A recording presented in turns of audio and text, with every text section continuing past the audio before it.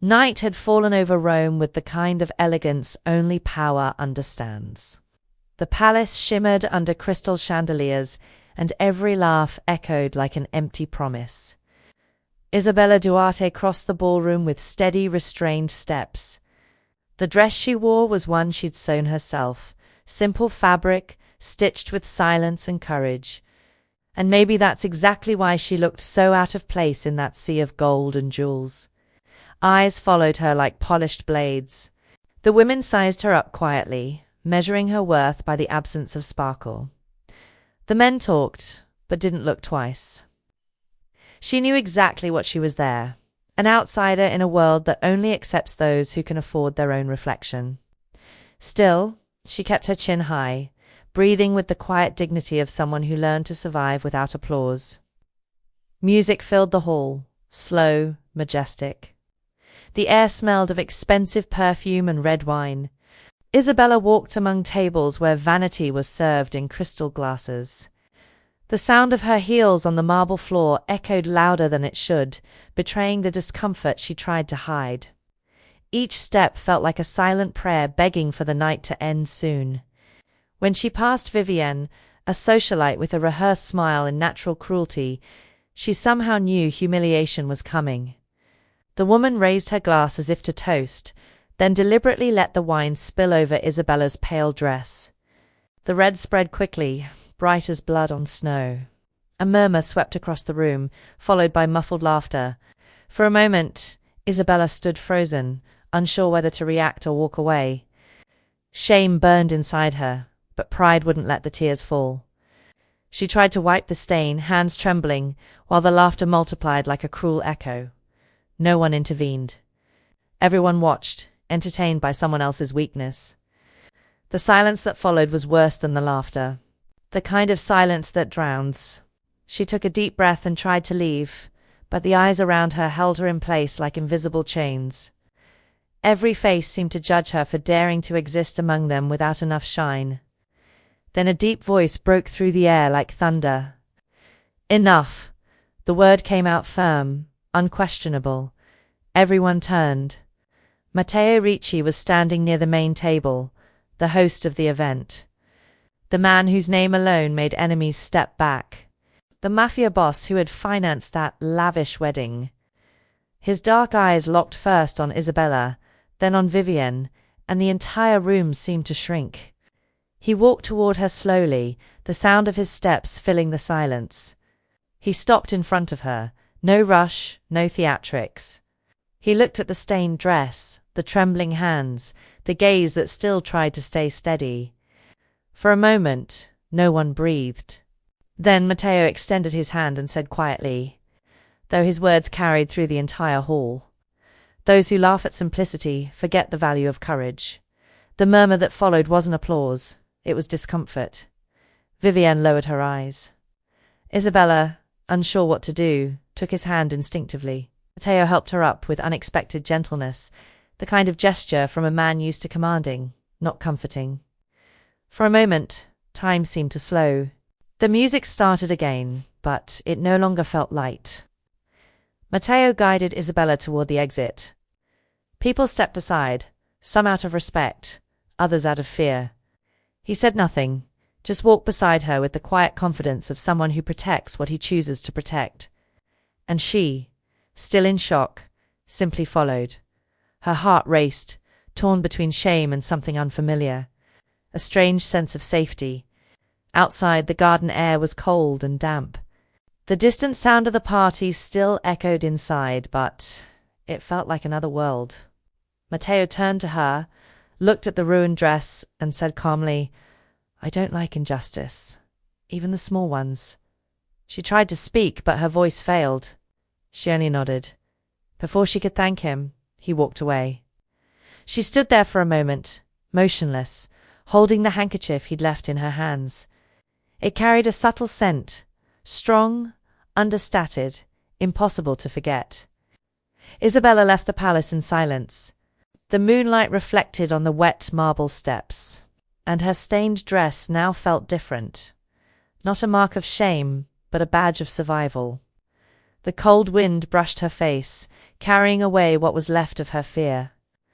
And in that moment, she felt it. Something inside her had changed. She didn't know what or why. She just knew. Behind her, Matteo watched from the shadows between the columns. He didn't smile. He just followed her with his eyes, as if recognizing something familiar after a long time. Her simplicity had broken through the iron wall he'd built around himself. And for the first time in years, Matteo felt the weight of his own loneliness.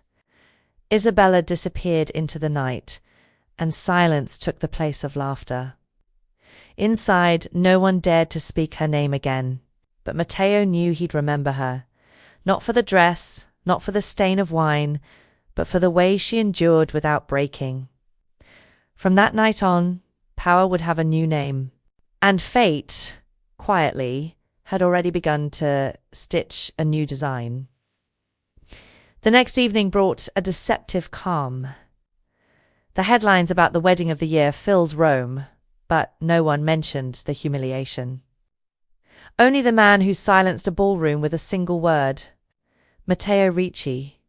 His name crossed borders, whispered sometimes with admiration, sometimes with fear.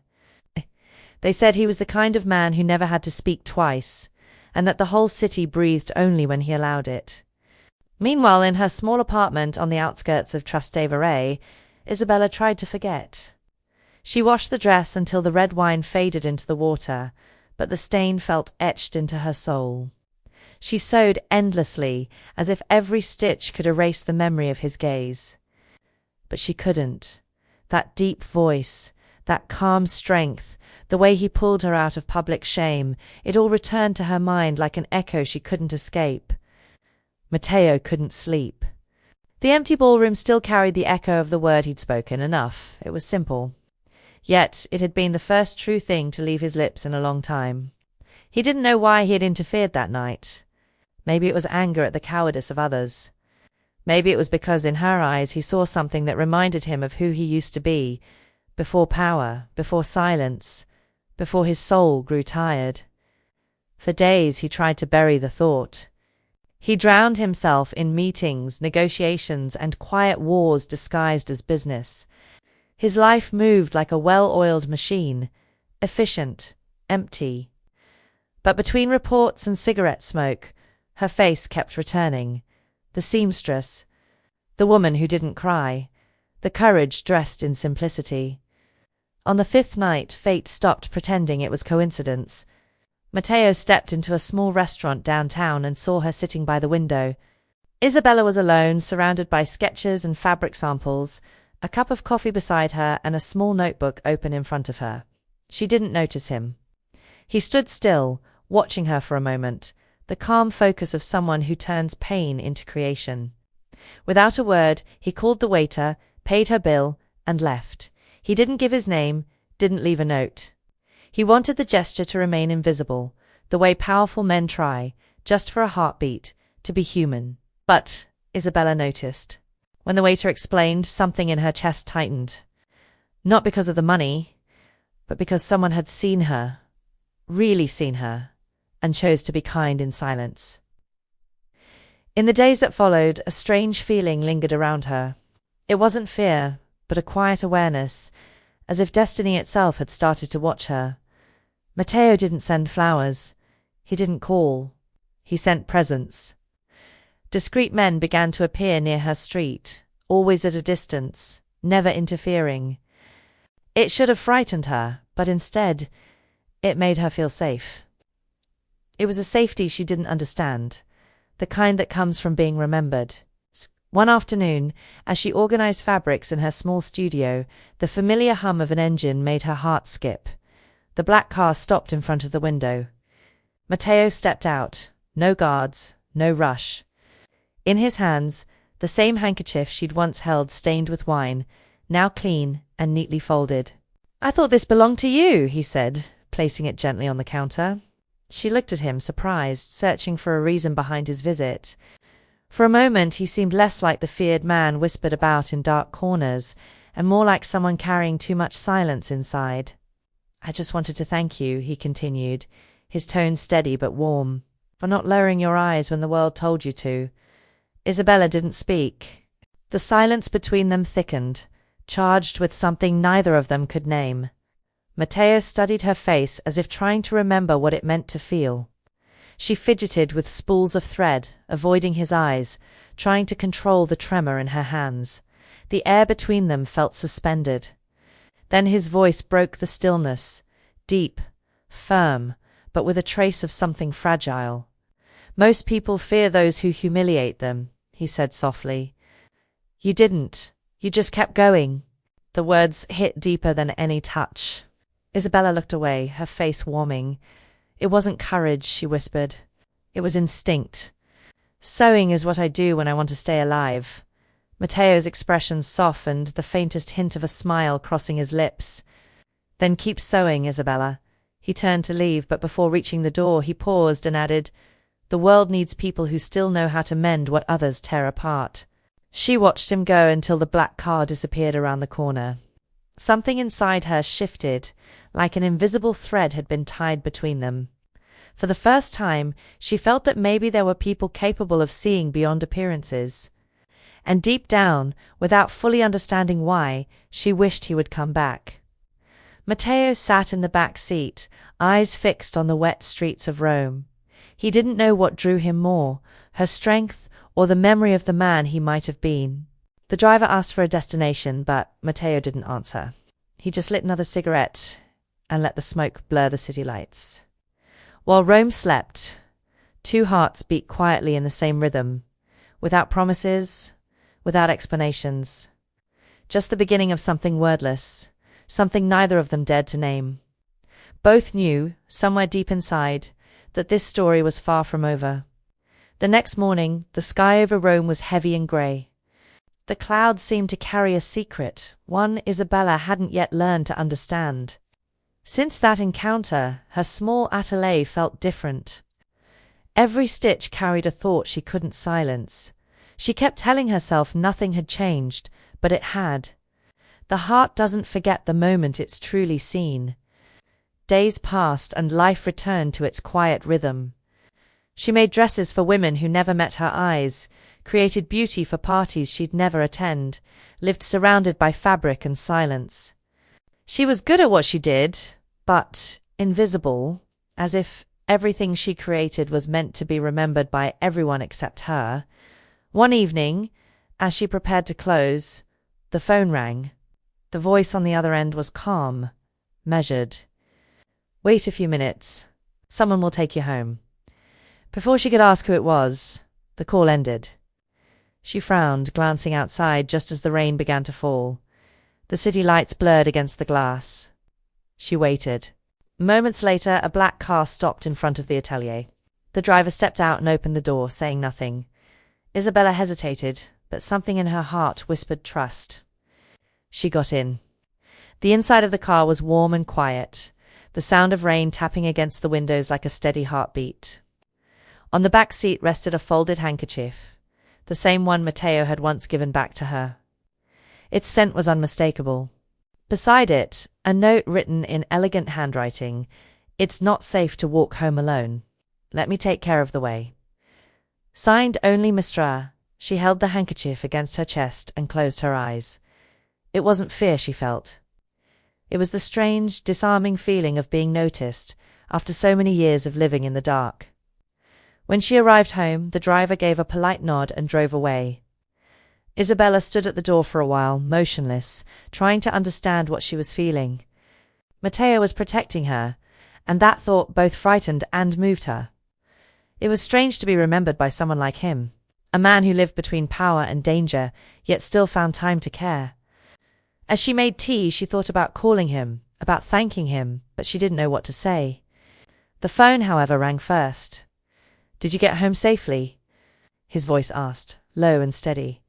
She said yes. There was a pause. Neither of them seemed to want to hang up. Good night, Isabella, he said finally, and the way he spoke her name lingered long after the call ended. In the days that followed, Isabella began noticing familiar shadows at the corners of her street, discreet men, always watching, always alert. Matteo didn't appear, but his presence never left. It was as if he had drawn an invisible circle around her, a silent shield against the world that had once wounded her. And for the first time, she felt seen. But Matteo's protection carried a weight, the weight of doubt. Why would a man like him care about her? Was it guilt? Or something else?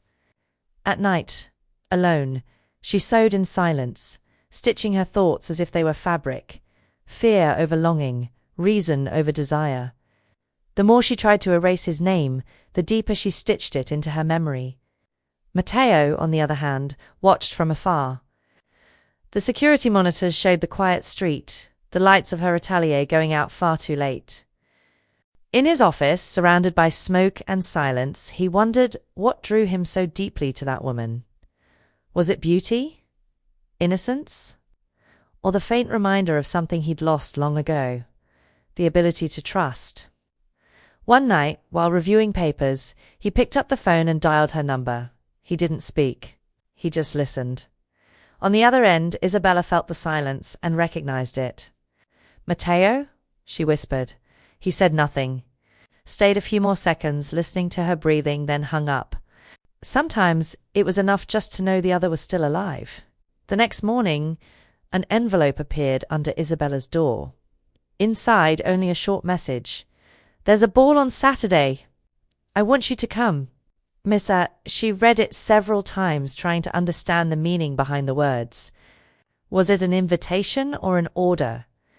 She didn't know. But deep inside, something told her this would change everything. On Saturday evening, as the sun disappeared behind the hills, Isabella stood before the mirror. The reflection staring back was still that of a simple woman, but the eyes had changed. There was light in them now, the kind that had slept too long. She wore one of the dresses she'd made for a client, elegant, discreet, and for the first time she didn't feel invisible. She felt alive. Matteo waited in the grand hall, surrounded by allies and enemies disguised as guests. When he saw her enter, time seemed to fold in on itself. The woman walking toward him was no longer the shy seamstress from that wedding night. She was someone who had found her strength. Her dress moved softly with the air, and each step she took carried the weight of choice. She stopped in front of him. Matteo stepped closer, offering his hand with quiet respect. "I told you no one would ever laugh at you again," he said, his voice low. She met his gaze. "I'm not here out of fear, Matteo. I'm here because I'm done hiding," and in that moment, the entire room seemed to forget to breathe. Power and tenderness crossed between them like lightning, silent but undeniable. Something invisible began to form, fragile and dangerous at once, the beginning of a love that could never be simple. The music started, and fate, once again, took a deep breath. Dawn arrived slowly over Rome, the sky painted in a pale gold. Isabella had been sewing since early morning, her hands moving just to keep her mind from wandering. The memories of the ball still lingered. Matteo's scent, the warmth of his hand, the distant rhythm of the orchestra. She didn't know what that night had meant, but she could feel something inside her changing. The fear that once weighed heavy on her chest was giving way to curiosity. Days later, another envelope arrived at the atelier. No name. Just a single line written in strong, deliberate handwriting. "I need a dress no one would dare to laugh at." Her heart skipped. She read the message over and over, as if afraid it might disappear. Was he testing her? Trusting her? Or both? Either way, she knew there was no turning back. That night, she didn't sleep. She filled page after page with sketches, chose fabrics, ripped them apart, started again. Every stitch had meaning. The dress would speak what words couldn't, not just fabric and thread, but defiance and dignity woven together. When she finished the first outline, the clock read past 3 a.m. She smiled, exhausted but alive. The following afternoon, the familiar sound of an engine stopped outside. Matteo stepped inside the atelier without announcing himself, bringing with him that quiet, magnetic presence that changed the air around him. He wore a dark suit, no tie, and his gaze, sharp, unreadable, seemed to pierce through everything it touched. "So this is where you hide from the world," he said with a faint smile. Isabella didn't look up. "I don't hide, Matteo. I survive." The words struck him harder than he expected. He walked over to the work table, tracing his fingers along the drawings scattered there. Each line told a story of resilience. "You turn pain into art," he murmured. "Not many people can do that." She exhaled slowly. "Sewing is how I keep breathing." For a long moment, silence surrounded them, not empty, but full. Matteo watched her with a kind of reverence he didn't fully understand. Isabella tried to keep her distance, yet she could feel him, a quiet fire that needed no touch to burn. It was the kind of tension that existed without words. And maybe that was what scared her the most. He moved closer to the mannequin and ran his fingers gently over the fabric. "This dress," he said quietly, "isn't just a request. It's a challenge. I want the world to go silent when she walks into the room. I want no one to dare laugh." Isabella lifted her gaze. "And who's going to wear it?" she asked. Matteo held her eyes for a few seconds before answering. "I haven't decided yet," he said, his tone unreadable. She understood. He wasn't just talking about a dress, he was talking about something bigger. Control, trust, surrender. The air between them grew heavy. Isabella turned back to her sewing machine, trying to pretend she wasn't trembling. "Then I hope you decide soon," she said, her voice calm but laced with challenge. Matteo stepped closer. "You've got too much courage for someone who claims she only wants to sew, and you've got to. It's much power for a man who says he only wants peace." Their eyes met, slow, deliberate, charged with something neither dared to name. Matteo gave a faint smile, the kind a man gives when he recognizes an equal. And in that moment, Isabella realized he wasn't just the man who had saved her from humiliation. He was someone who saw what the world refused to notice. When he left, the room suddenly felt too empty. The sound of the door closing echoed like an unwanted ending. Isabella stood there, staring at the unfinished dress, her heart beating wildly. Matteo had left more than words behind. He'd left the dangerous feeling that something had begun. The following days passed in a blur of thread and fabric. Every stitch, every fold, every crease carried a piece of what she couldn't say out loud. She created the most daring dress of her career. Simple, elegant, but impossible to ignore. When she finally hung it on the mannequin, the afternoon light filtered through the curtains and made the fabric seem to glow from within. She took a step back and watched in silence. What she'd sewn wasn't just a commission, it was a piece of herself. And she finally understood what Matteo meant when he said pain could become art. That night the phone rang. His voice crossed the distance, low and steady. "Is it ready?" "It is," she answered. "Then tomorrow I'm coming over." Before she could reply, the line went dead. Isabella stayed there, her heart divided between fear and hope, staring at the dress that seemed to hold every secret she wasn't ready to confess. Once again, fate had started weaving its own design. The days moved slowly, as if time itself feared what was coming. The dress was finished, yet Isabella hesitated to reveal it. Something inside her warned that the moment would change everything. Matteo wasn't just a client, he was a man made of shadows. And still, she waited for him. On the appointed morning, he arrived early. Dark suit, tired eyes, composed expression. The atelier suddenly felt too small for both of them. Isabella took a breath, turned the mannequin, and revealed the dress. Matteo fell silent. Sunlight from the window crossed the fabric, making it look almost alive. "It's more than I asked for," he murmured. She smiled faintly. "You gave me more than I expected." He stepped forward slowly, as if afraid to disturb something sacred. "When I saw you that night," he said, "I realized there's still beauty in places power can't reach." She looked down. "And when you defended me, I realized that even danger can be kind." The air between them thickened. The only sound was the ticking of the clock, time itself holding its breath. His hand brushed the fabric, accidentally touching her fingers. She pulled back, her heartbeat quickening.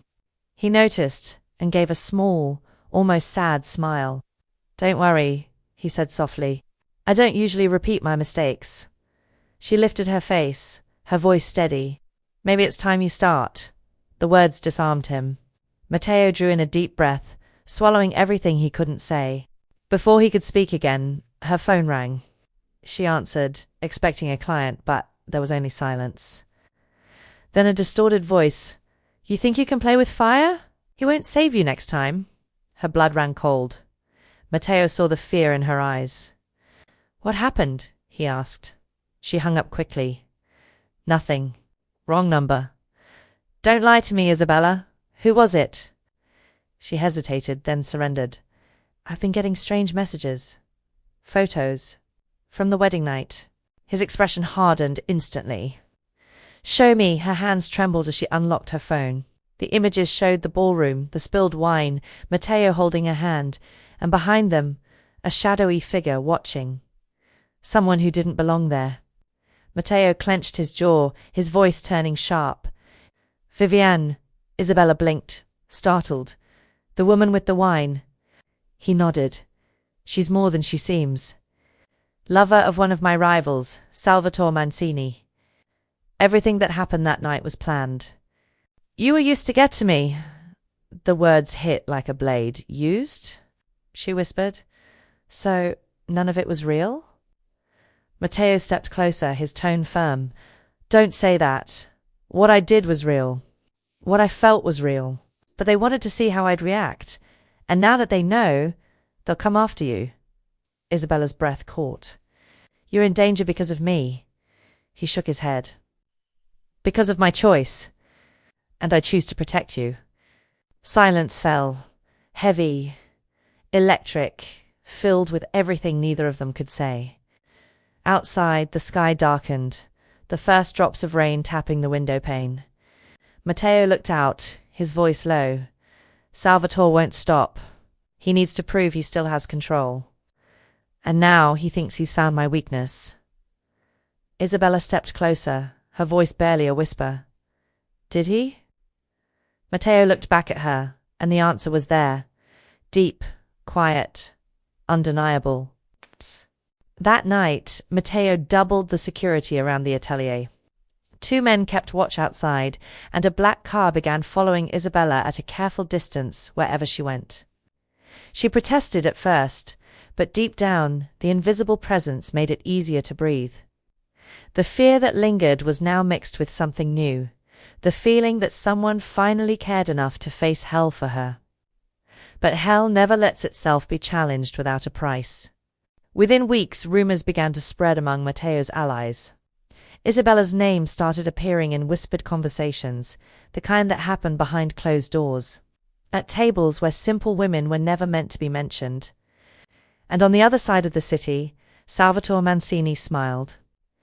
One night, Matteo received a message with no name attached, just a photo.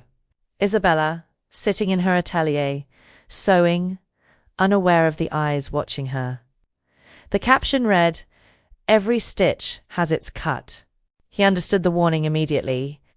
The past was coming back, and this time it had teeth. Isabella, still unaware of what was closing in, kept working, but an uneasiness began to shadow her days. She felt eyes on her through the windows, footsteps on the street, a chill crawling up her neck.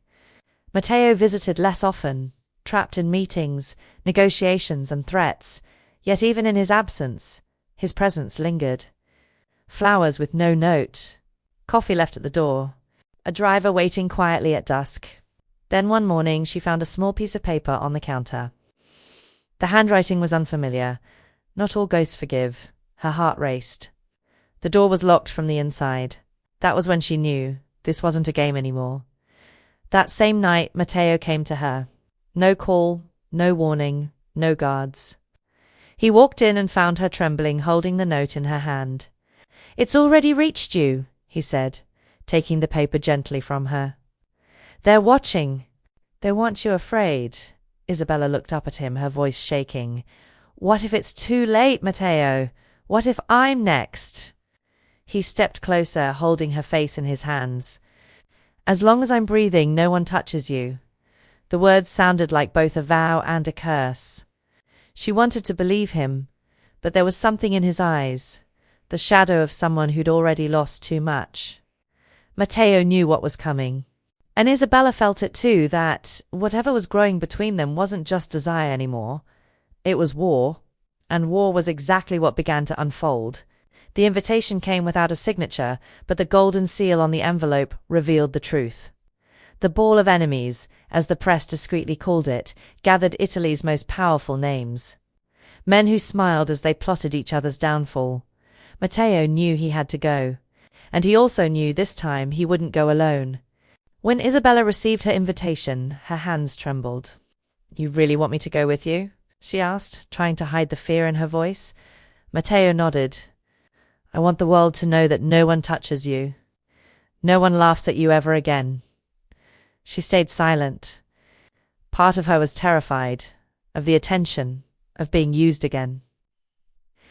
But something in his tone, that quiet, protective certainty, felt like a promise. The night of the ball arrived, and Rome looked like a painting of winter and wealth.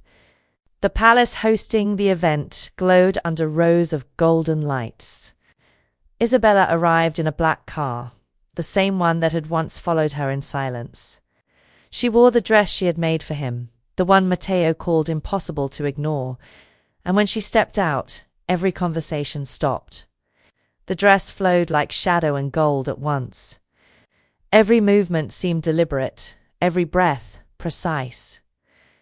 Eyes followed her, some in admiration, others in envy, others in quiet disdain. Matteo waited on the marble steps, tall and calm in a dark suit, his gaze unwavering. When she reached him, he extended his hand. This time he murmured, "If anyone laughs, it will be out of fear." She took his hand and climbed the steps beside him. Inside, the murmurs died. The orchestra continued, but the music sounded distant, muffled by tension. All eyes turned toward them. Allies, enemies, and among them, Vivienne, dressed in red, her smile sharp as glass. Isabella saw her, and her chest tightened, but she didn't look away. Matteo led her to the center of the ballroom. "Dance with me," he said quietly. She hesitated, then nodded. The music shifted, soft, melancholic. They began to move slowly, and it felt as if the past itself was watching. Matteo held her with care, his touch neither dominant nor hesitant, a gesture of respect and of battle. "They're watching you," Isabella whispered. "Let them," he replied. "I want them to understand what it means to have something power can't buy." Each step felt heavier, more dangerous. Across the room, Vivienne leaned close to a man in a light suit, Salvatore Mancini. He smiled, the kind of smile that came before a strike. Matteo noticed but didn't stop dancing. His grip tightened slightly around Isabella's hand. "Don't look back," he whispered. "Tonight is our dance, not theirs." She swallowed hard and kept her eyes on him. The two of them moved as if the rest of the world had fallen away, as if love itself could serve as a temporary shield against the gathering storm. When the song ended, an eerie silence filled the room. A glass shattered somewhere. The faint clink of metal followed. Matteo's eyes darted to the side. One of Salvatore's men was exchanging looks with another near the side door. "We're leaving," he said under his breath, gripping her hand. "But the dance is over." They started toward the exit, but before they could reach it, Vivienne stepped into their path. "Congratulations, Matteo," she said with a venomous smile. "You always did know how to pick your toys." Isabella froze. Her blood boiled. "I'm no one's toy," she said coldly. Vivienne laughed softly. "Of course not, darling. You're just another piece on the board." Matteo took a step forward, his voice low but razor-sharp. "Careful, Vivienne. Even poison dies when it bites its own tongue." She held his gaze, but for an instant, fear flickered in her eyes. Without another word, he brushed past her, pulling Isabella by the hand. Outside, the cold wind hit them like a warning. Matteo opened the car door for her and spoke to the driver, his tone firm. "Take her home." "And you?" she asked. "I have something to take care of." His eyes said more than the words ever could. She wanted to argue, to make him stay, but she knew it was useless. Matteo closed the door gently, his expression tense. As the car drove away, Isabella looked through the window and saw him fade into the darkness. Alone. Determined, walking straight into whatever waited for him. In that quiet ride, something broke inside her. It wasn't fear. It was the quiet, aching realization that loving Matteo might not lead to safety or redemption, but to tragedy. Because to love him meant stepping into the same abyss he called home. The car turned the corner, and the palace lights vanished behind them. Inside, the ball went on, masking the scent of danger beneath expensive perfume. And as Isabella tried to calm her breathing, a single gunshot echoed from far away. The driver's eyes met hers in the rearview mirror. "Mrs. Duarte, is everything all right?" She took a shaky breath. "Just keep driving." But deep down she knew nothing was all right anymore. The ball of enemies had ended, and now the real game had begun. The rain came before dawn. Rome seemed to breathe in silence, shrouded in a veil of mist.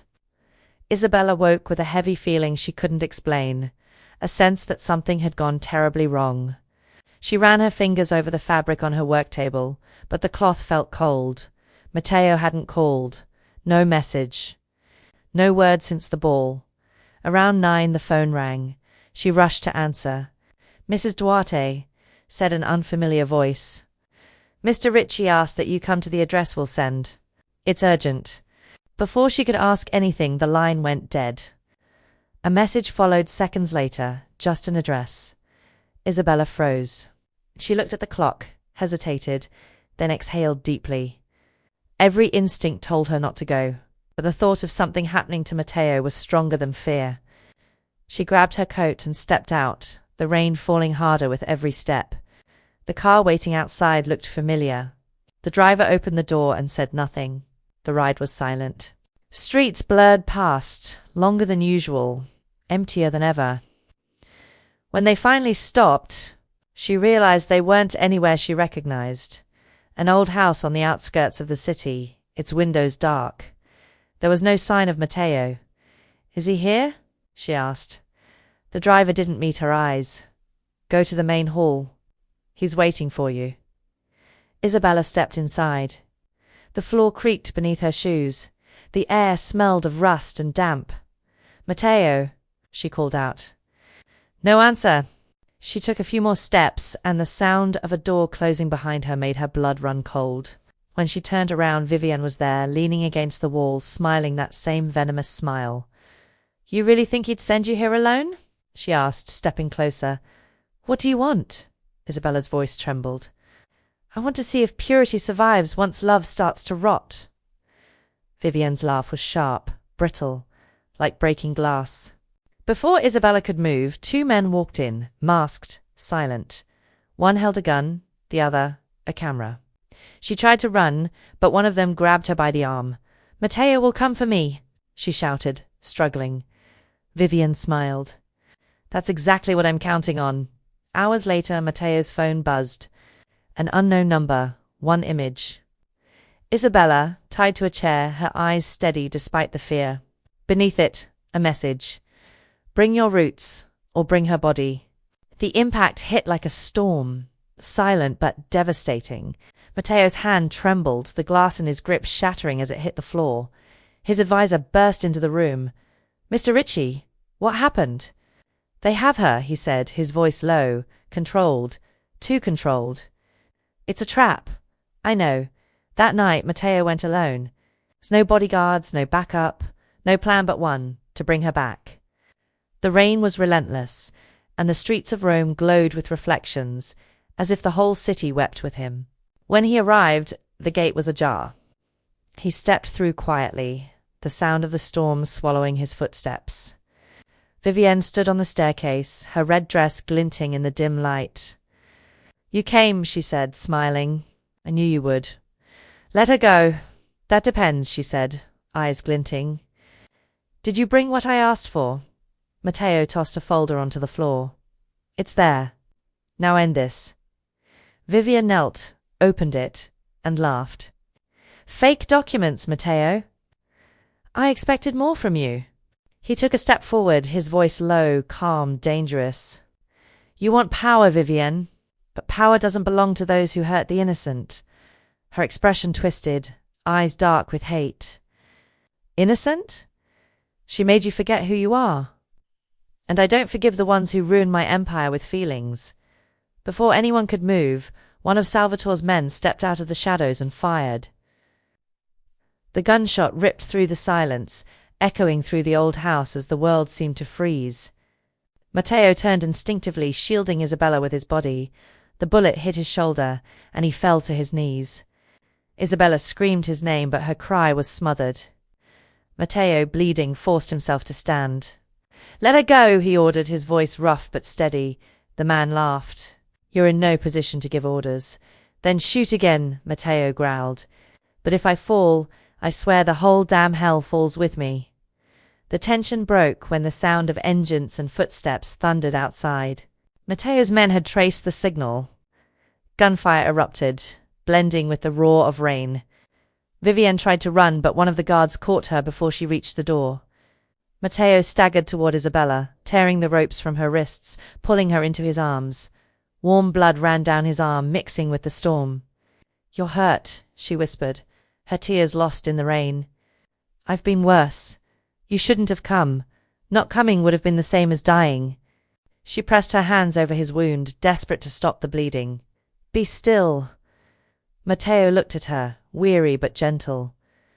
I stopped believing in purity a long time ago, he murmured, until I saw you bleed for me and still not hate me. Her voice trembled. We all have scars, Matteo. I just sew mine differently. Outside, the shooting faded into silence. One of Matteo's men entered, soaked and breathless. It's over, sir. Matteo nodded weakly, swaying on his feet. Isabella caught him before he fell. Let's go home, she said. He smiled faintly. Home? Haven't you realized yet? You're my home. She helped him out of the house, leaving behind the smell of gunpowder and rain. The night was darker than ever, but for the first time, Isabella felt no fear.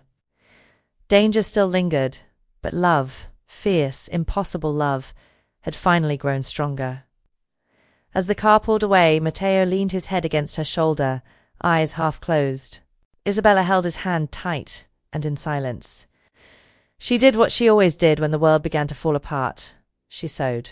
Not with thread, but with her heart, stitching together the fragile hope that tomorrow might still be beautiful. The night in Rome felt colder than ever. The hospital corridors were quiet, each step of Isabella's echoing like half-prayers in the dark. Matteo had been unconscious for hours. The wound was deep, but the doctors said the blood loss had been the real danger. She sat near his bed, hands clasped, eyes red from exhaustion. She wasn't sure anymore if she was praying for him or for herself. When dawn came, Matteo woke. The first thing he saw was her face, tired, pale, but still steady. He managed a faint smile. You're still here. You asked me to sow the future with you, she whispered. I figured that meant waiting. He chuckled softly, voice weak. Then I hope you know how to sew scars too. The days that followed blurred together, fear and routine side by side. Matteo healed slowly, but the danger hadn't passed. The newspapers buzzed with stories of the shootout, and his name once again crawled through the city's underworld. Salvatore Mancini had vanished, and silence, Matteo knew, was always the deadliest warning. That night he dismissed all his guards. He wanted to think, to be alone, but Isabella refused to leave. You're still not well, she insisted. I don't need healing, Isabella. I need justice. That's not justice, Matteo. That's revenge. Revenge can be a kind of peace, he said, his voice low, when pain refuses to stay quiet. She placed a hand over his bandaged shoulder. And what happens when that peace ends? He turned away. Then hell begins. The phone rang, cutting through the silence. Matteo answered. On the other end, a voice he knew too well. Salvatore. You've lost everything, Ricci, the man taunted. Your empire, your trust, and now your woman. Matteo stood, pain shooting through his arm. If you touch her, I'll destroy you. Salvatore laughed. Oh, I already have. She's in my hands. The sound of that laughter froze Matteo's blood. He looked at Isabella. She already knew. He wants me back, she said quietly. He wants to use me against you again. He won't succeed, Matteo answered, but his voice trembled. The next night she was gone. The atelier stood open, empty. The faint scent of her perfume still hung in the air. Matteo arrived minutes later, panic burning in his chest. On the table, a note written in haste. Don't come. They want you, not me. But he went anyway. He didn't think. He didn't plan. He just drove, through the rain, through the dark, guided by fury and fear. The address led him to an abandoned mansion on the city's edge, a place where even the wind seemed afraid to linger. Salvatore waited outside, smiling. So the king finally leaves his throne. Let her go. You came unarmed. I don't need a weapon to end you. Salvatore laughed, motioning toward the upper floor. She's up there. If you want her, go ahead, but you'll have to choose your roots or your woman. Matteo climbed the stairs slowly, every step heavier than the last. He found Isabella tied, bruised but alive. Her voice trembled. Don't give him anything. I'd rather die than see you kneel to him. Matteo dropped to his knees anyway, tears mixing with the blood on his shirt. You want what's mine, Salvatore? Then take my life, not hers. Salvatore raised the gun. The shot cracked, and time shattered. Isabella screamed his name as Matteo lunged, pushing her aside. The bullet grazed her arm and slammed into the wall. Chaos erupted. Matteo's men stormed in through the rain, gunfire lighting up the darkness as glass shattered and screams filled the night. In the middle of the chaos, Matteo carried her in his arms, running through the corridors like a man fleeing his own fate. Blood streamed down his sleeve and her body trembled, but her eyes were still steady. I told you not to come, she whispered. And I told you I don't know how to walk away. Outside, the roar of helicopters cut through the rain, the sound of the battle's end. Salvatore had been captured. Vivian had vanished. The war seemed over, but what remained between them couldn't be contained by any truce. Matteo looked at Isabella as the raindrops mixed with the tears she no longer tried to hide. You saved me, she said softly. No, he murmured, his voice breaking. I just followed you. The car sped away, leaving behind the wreckage and the echoes of violence. Isabella leaned her head against his chest, listening to his heartbeat. Heavy, ragged, but alive. Matteo pressed a kiss to her hair and whispered, All I want now is silence. And you in it. The road stretched ahead, wet and dark, yet something had shifted. The storm was finally breaking. And in that fragile pause between pain and breath, Isabella understood. Love and redemption are often born from the same place, the abyss where two hearts choose to save each other. The following days arrived wrapped in a silence that felt sacred.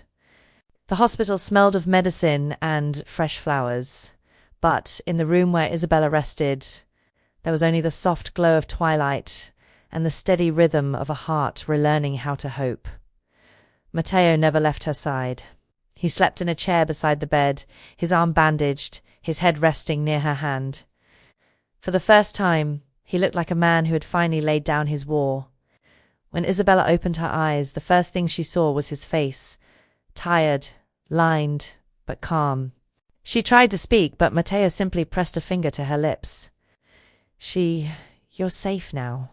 She took a slow breath, the weight of pain melting into relief. You should have walked away and leave you, he said quietly. I've spent a lifetime running, Isabella. This time I wanted to stay. The silence between them was tender, almost fragile. Outside, the rain had stopped. Sunlight poured through the window, reflecting off the vase of white lilies on the table. Dozens of them, the same kind Matteo sent every morning. Isabella smiled faintly. Lilies. the symbol of forgiveness. And of new beginnings, he replied, lowering his gaze. I think we both need a bit of both. The days that followed became a kind of healing. Matteo read the newspaper to her, made coffee, waited until the nurse left before allowing himself to relax. Sometimes they spoke. Other times they just sat in silence, breathing the same air, afraid that words might shatter the fragile peace they'd found. One afternoon, Isabella asked to stand by the window. Matteo helped her, careful, his hands steady on her back. You're still weak, he said. No, she answered softly. Just tired of not living. Then live, he whispered, and for a moment, the whole world seemed to stop. She turned to him, eyes glistening. For so long, I thought love was a trap, something that binds, that steals your freedom. But now I see. The right kind of love doesn't cage you. It holds you up. Matteo stepped closer until their foreheads touched. And I used to think power was control, but real power is kneeling before someone and still feeling invincible. The words hung between them, fragile and eternal. Isabella looked at him, her heart racing. What happens now, Matteo, after everything? Now, he said quietly, I want to protect you, not from the world, but from what life can do to a soul. She smiled, weak but genuine. I don't want protection. I want partnership. He leaned back slightly, admiring the strength behind her softness. Then sow the future with me. Her eyes shimmered, but no sharp needles this time. Matteo laughed, the sound rough, surprised, real. I'll try. Weeks passed. The scar on her arm faded. His did not. But he didn't mind. Sometimes he said he liked having it, a reminder that love had left its mark. She would just smile. Then we're both survivors. No, he'd reply. We're two souls stitched together by the same thread. On her last night in the hospital, Isabella woke and found Matteo asleep in the chair, his face softened by moonlight. For a long moment, she simply watched him. The man who had once been the name of fear, now the face of peace. She touched his cheek gently and whispered, Thank you for not giving up on me. He opened his eyes slowly, took her hand and said, his voice hoarse, You're the first thing I ever wanted to protect without fear. The next morning, they left the hospital together. Matteo walked slowly, but strong. Isabella felt the wind on her face and for the first time, the quiet rhythm of a life breathing with her again. The car waited at the entrance.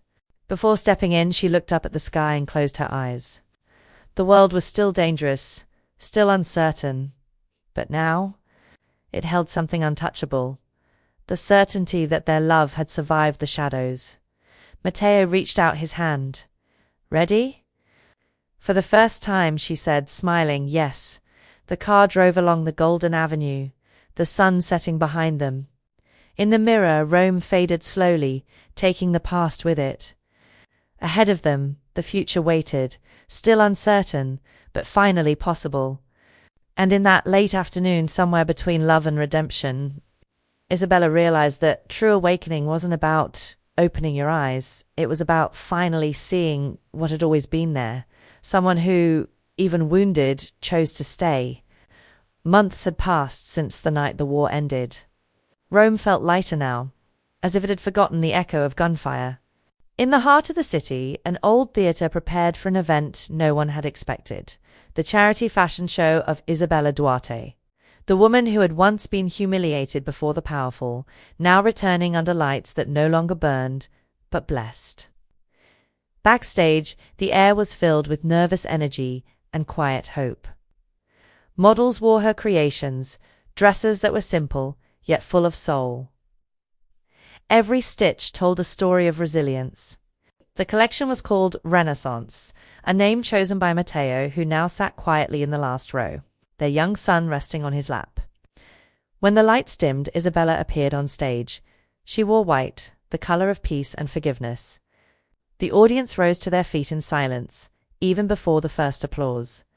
She walked slowly, with the serenity of someone who finally belonged to herself. In the crowd, familiar faces stared, Vivian, Salvatore, and others who had once mocked her. But, this time, None dared to lift their eyes. Golden light filled the stage. The orchestra began a soft melody, and Isabella spoke, her gaze warm and steady. "From shame came my strength," she said, "and from fear, the love that saved me." For a moment, the theatre was completely still, and then the applause broke, thunderous, emotional. It wasn't just admiration, it was freedom. From his seat, Matteo watched, his eyes glistening. Their son played with the picture of her necklace printed on the event program. "She looks like an angel," the boy whispered. Matteo smiled faintly. "She's the reason I still believe in them." After the show, Isabella stepped down from the stage and searched for him in the crowd. When she found him, he was already waiting, standing, his expression soft, his smile quiet. She stopped a few steps away. "You didn't come to see me win," she said gently. "You came to make sure I didn't need you to do it." He chuckled, tired but proud. "No, I came to remember that even when you don't need me, I'll still be here." She reached for his hand, their fingers intertwining. "This time, Matteo, I don't want to be saved. I want to walk beside you." "Then walk with me," he replied. "The stage is yours, but the road is ours." They walked out together, beneath lights that now seemed to bless instead of judge. Outside, the wind carried the scent of the flowers adorning the theatre's entrance. The streets of Rome, once a backdrop for pain, now stood witness to a quiet rebirth. Isabella stopped on the marble steps, looking up at the sky. "God stitched back what the world had torn apart," she whispered. Matteo came closer and added, "And in the end, love always finds its way back." Their son ran between them, laughing, and Isabella lifted him into her arms.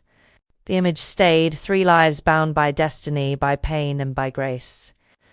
Behind them, the theatre glowed like a memory that no longer hurt. And as the city lights reflected on the wet cobblestones, Matteo and Isabella walked side by side, unhurried, wrapped in the kind of silence only mature love understands, the kind that doesn't promise forever, but always shows up. Because some loves aren't meant to be perfect, they're meant to be real. Share your thoughts about this story in the comments. And subscribe to the channel to follow more intense romances filled with power, passion, and redemption.